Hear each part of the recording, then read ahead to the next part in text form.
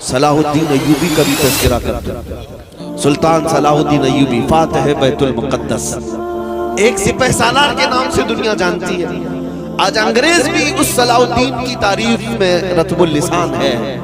انگریز بھی کہتا ہے ویسا جرنیل ہم نے نہیں دیکھا۔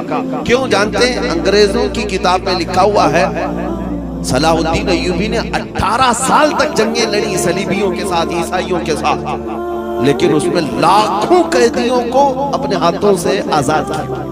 آزاد کرنے کی عادت بہت زیادہ تھی۔ کس کی؟ صلاح الدین ایوبی کی۔ شہادت ہے مطلوب و مقصود مومن، نہ مانے غنیمت نہ کشور کشائی۔ ایک عاشق رسول کا جو مقصود ہوتا ہے نا، وہ یہ نہیں ہے کہ صرف گردنیں اڑانا، اس کا مقصود جو ہوتا ہے وہ اللہ اس کے رسول کی رضا۔ صلاح الدین ایوبی کے ساتھ ایک وقت ایسا بھی آیا جب آپ بیمار ہو گئے۔ اس بیماری کے عالم میں مسلمانوں کے ایک قافلے پر ایک عیسائی جرنیل نے حملہ کیا تھا، برنس نام تھا اس کا۔ اس نے حملہ کیا اور سارا مال لوٹ لیا، کوڑے لگایا، عورتیں بھی تھی، بچے بھی تھے اور بھی لوگ تھے، لیکن مارتے مارتے اس ظالم نے کیا کہا تھا جانتے ہو؟ اے مسلمانوں، پکارو اپنے محمد کو، محمد کو بلاؤ، کیوں تمہاری مدد کے لیے نہیں آتا؟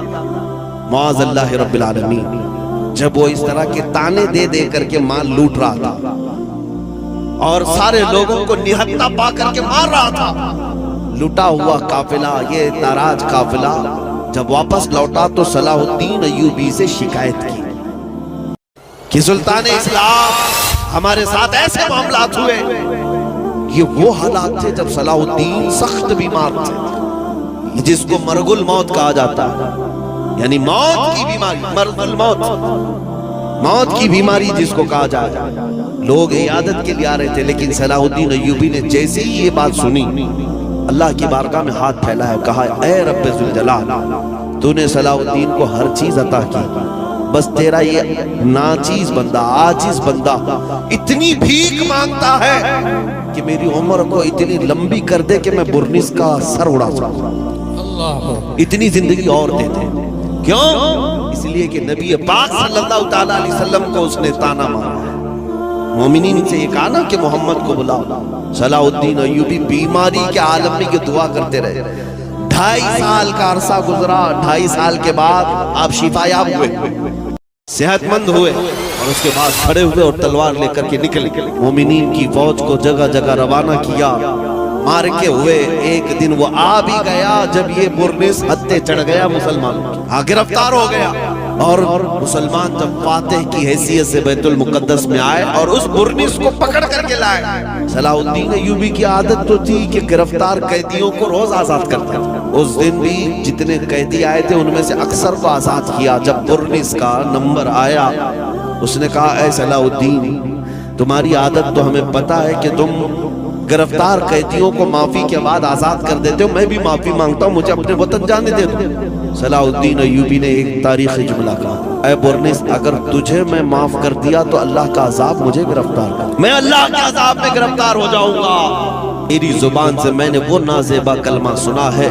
جس کو ایک مومن سن کر کے زندہ رہنا بیکار سمجھتا۔ صلاح الدین ایوبی نے تلوار لہرائی اور اس کی گردن پر رکھ کر کے کہا، آج سے 2.5 سال پہلے تو نے مسلمانوں سے کہا تھا کہ بلاؤ محمد کہاں ہے، دیکھ اس محمد نے صلاح الدین کو بھیجا ہے تیرا سر قلم۔ لیکن جو بات مجھے عرض کرنی ہے وہ یہ ہے میرے عزیزوں، یہ جو 2.5 سال کا عرصہ گزرا نا، جو بیماری کے عالم میں تھے صلاح الدین ایوبی، 2.5 سال کے بارے میں ان کے شاگرد اور ان کے فوجی روایت کرتے ہیں، ایک دن بھی ہم نے صلاح الدین کو پیر پھیلا کر سوتے ہوئے نہیں دیکھا۔